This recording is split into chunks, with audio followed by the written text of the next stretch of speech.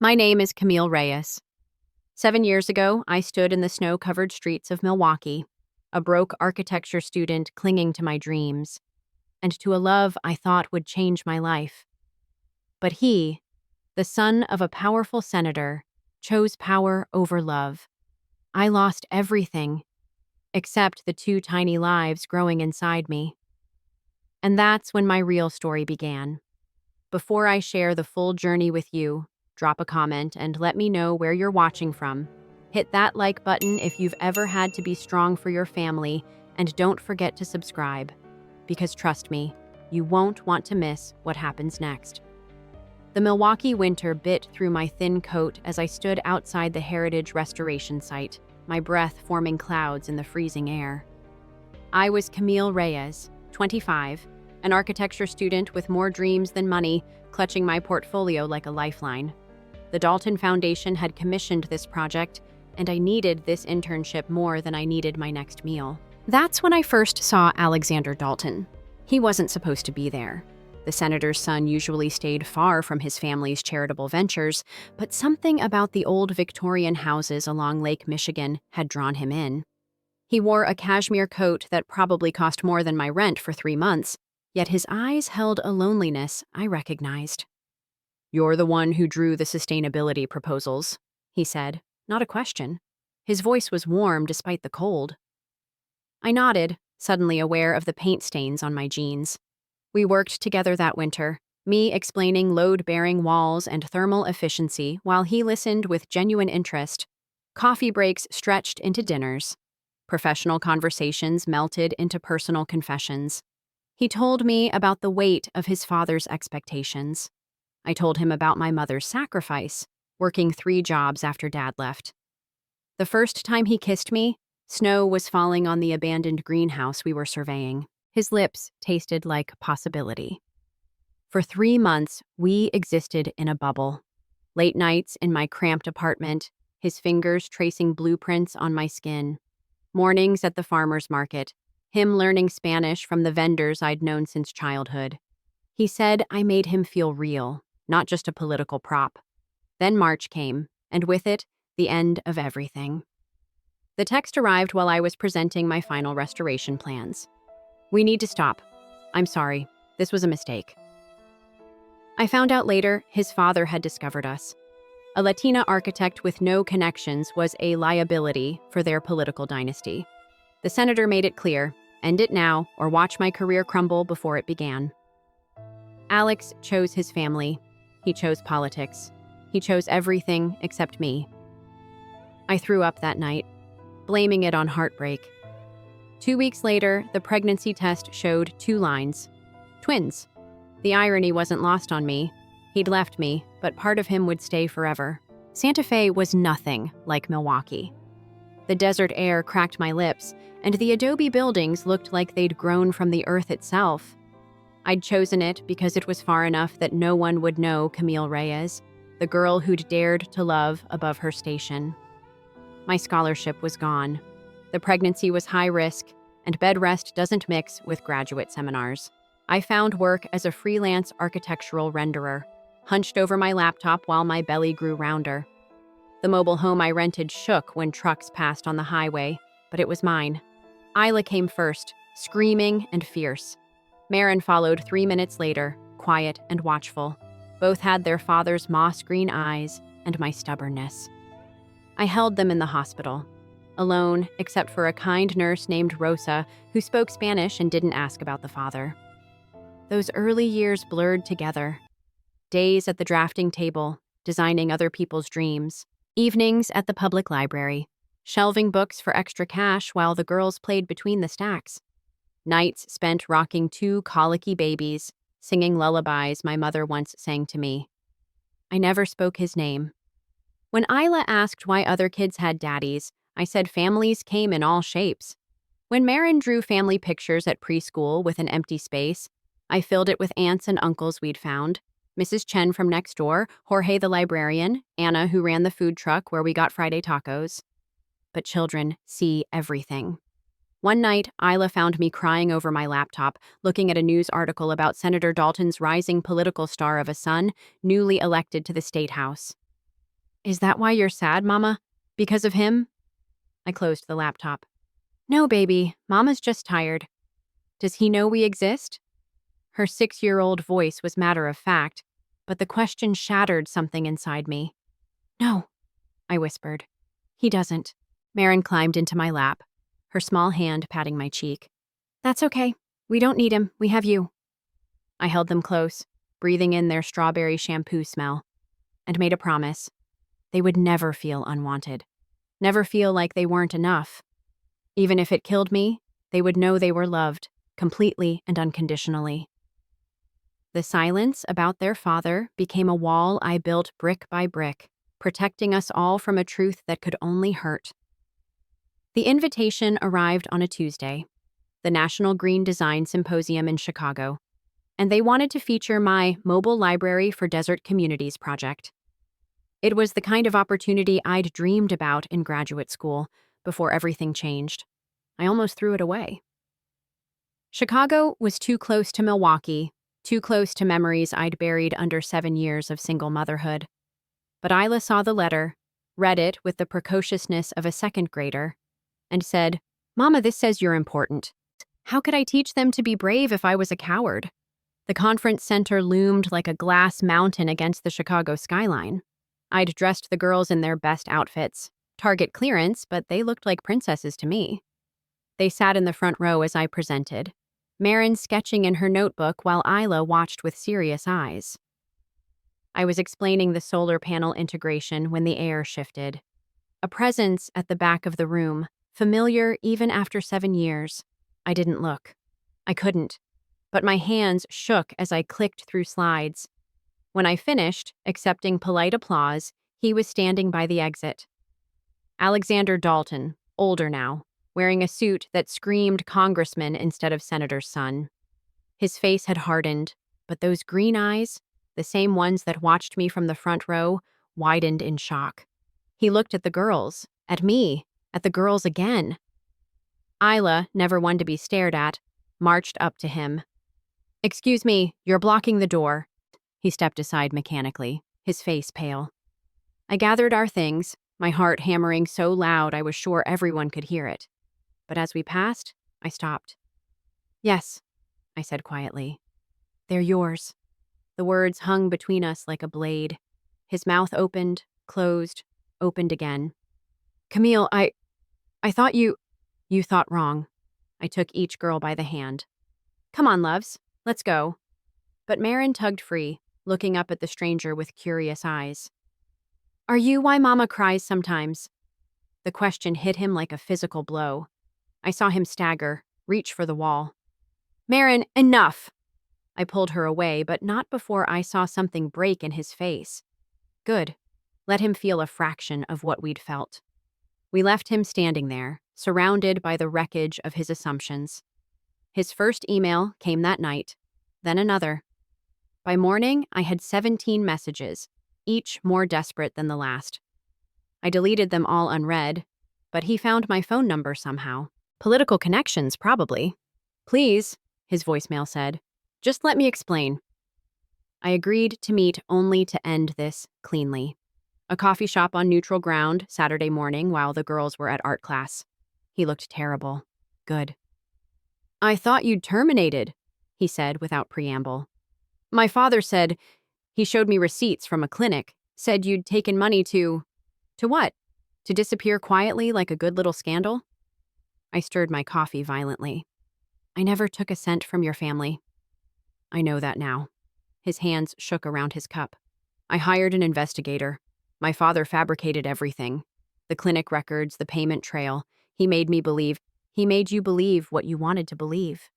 The words came out sharp enough to cut. That I was a gold digger, that what we had wasn't real, that walking away was noble instead of cowardice. He flinched. You're right. I usually am. I pulled out my phone, showed him pictures. Isla has your stubbornness.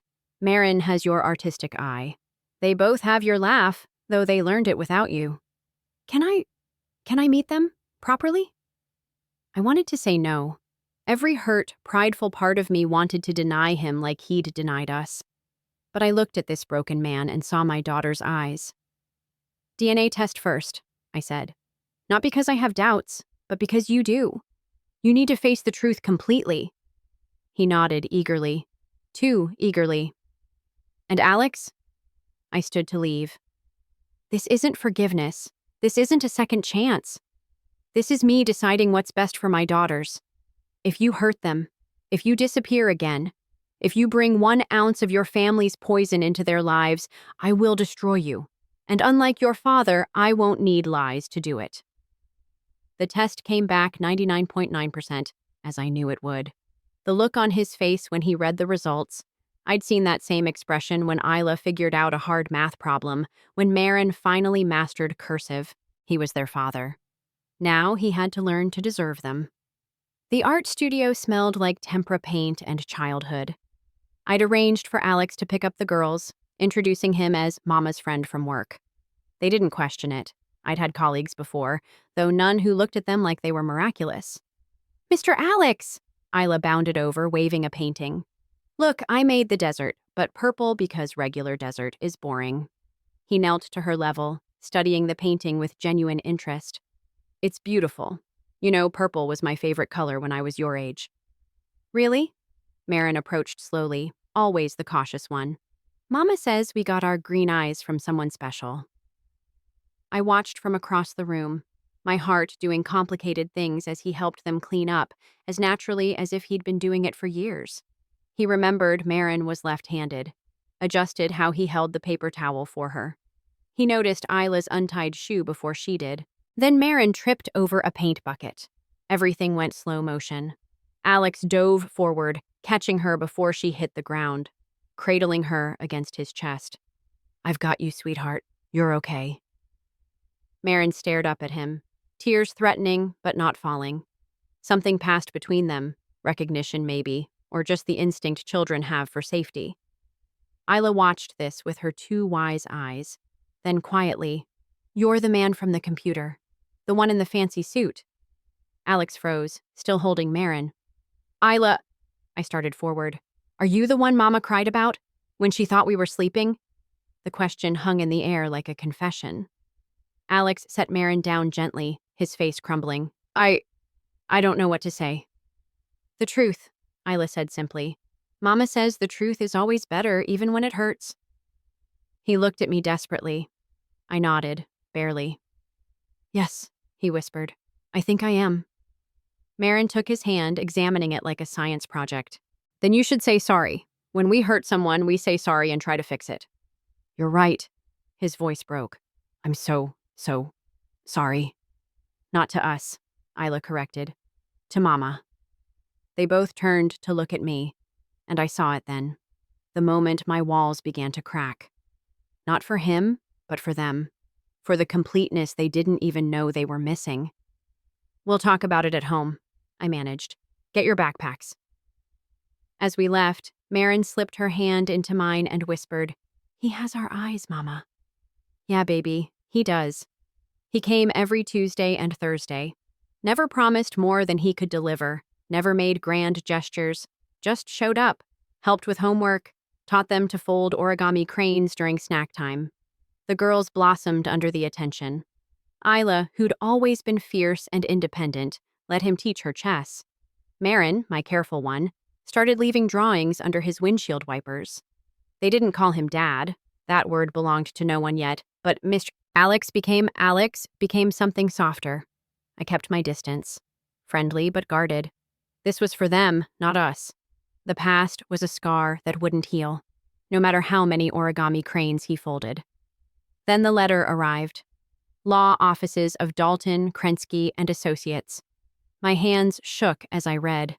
Custody petition, grandparents' rights, accusations of an unstable home environment. The senator had discovered his granddaughters and decided to claim them the only way he knew how, through force. No, the word ripped from my throat. Mrs. Chen found me on my front step, hyperventilating into my hands. Alex arrived within an hour of my call, face thunderous. I didn't know. I swear I didn't know. Your family wants to take them. I shoved the letter at him. Just like they took you. He read it, his face cycling through shock, rage, and determination. No, not happening. The court date loomed. I sold everything I could to afford a lawyer. Alex tried to help, but I refused his money. I'd gotten this far alone. I wouldn't be bought now. Senator Dalton himself appeared in court, silver-haired and righteous. He painted a picture of deprivation, of a struggling single mother denying his grandchildren their birthright. My lawyer was good, but theirs was better. Until, Your Honor, I'd like to testify. Margaret Hensley, the senator's former assistant, took the stand. She brought emails, recordings, evidence of the orchestrated breakup 7 years ago, the fake clinic receipts, the threats to my career, all of it. I couldn't live with it anymore, she said, looking directly at me. What they did to this young woman was unconscionable. The judge's decision was swift. No custody change, no grandparents' rights, and a warning to the senator about harassment. Outside the courthouse, Alex stood with his parents. I heard him clearly. I'm done. Don't contact me. Don't contact them. You're dead to me. Senator Dalton's face purpled. You're throwing away your career for my family. Alex turned his back on them and walked to where we waited. Isla took his hand. Marin took his other one. I stood apart, still processing. Thank you, I whispered. No, he said. Thank you for protecting them when I couldn't. He quit the family foundation, gave up his inheritance, moved to Santa Fe, and took a job teaching political science at the community college. His apartment was walking distance from our mobile home, close enough to help, but not presuming more. Spring came early that year. The girls' kindergarten graduation was held outside, under a canopy of desert wildflowers. Alex sat beside me, both of us clutching tissues as Isla gave a speech about wanting to be an architect-astronaut, and Marin sang a solo that made everyone cry. My daddy came back, Marin announced to her teacher afterward, matter of fact. He was lost, but Mama helped him find us. The word daddy hit us both. Alex looked at me, questioning. I nodded. That night, as we cleaned up from the graduation party, Isla cornered me in the kitchen. Are you going to marry him? What? No, baby, it's not like that. But you love him. Not a question. And he loves us. And we love him. That's what families do. From the mouths of babes. Alex found me crying on the back steps later, after the girls were asleep. He sat beside me, careful not to touch. I know I have no right to ask, he started. Then don't. Okay. He stood to leave. Alex. I caught his sleeve. I can't go backward. I can't be that girl who believed in fairy tales. I don't want you to be. He sat back down. I want you to be exactly who you are. This incredible woman who built a life from ashes, who raised 2 amazing humans alone, who somehow found the grace to let me know them.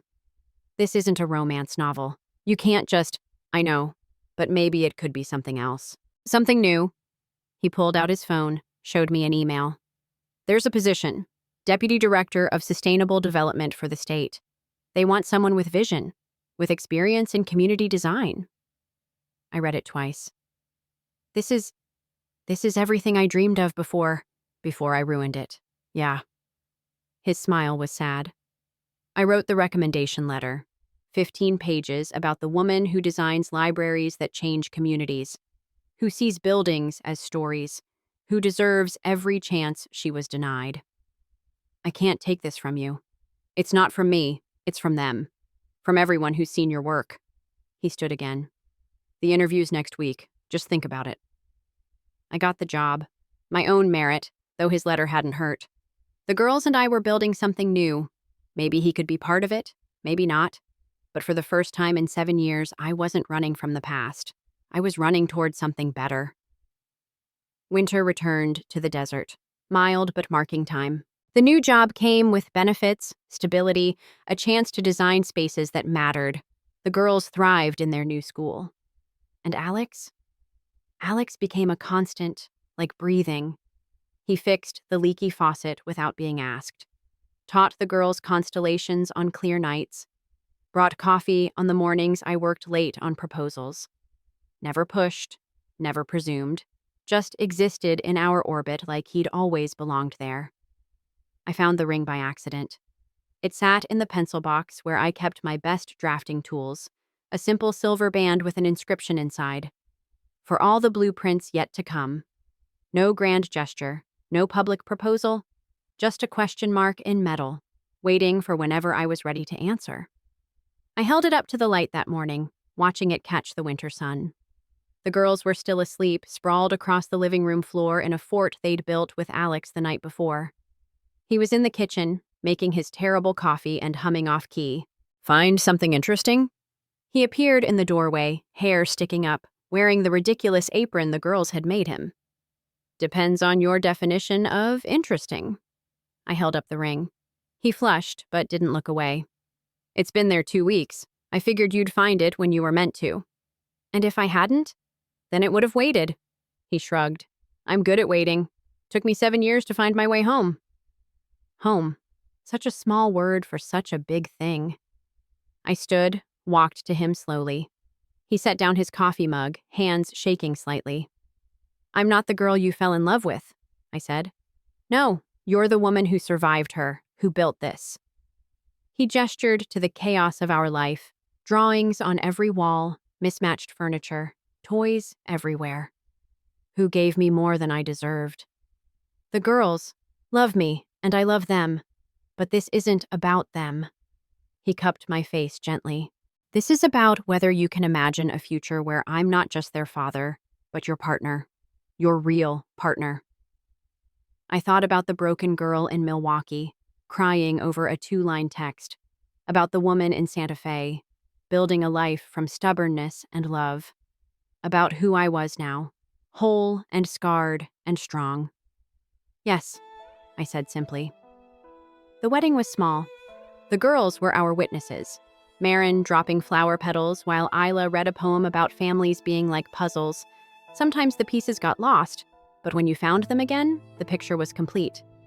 We held it at the mobile library I'd designed, surrounded by books and possibility.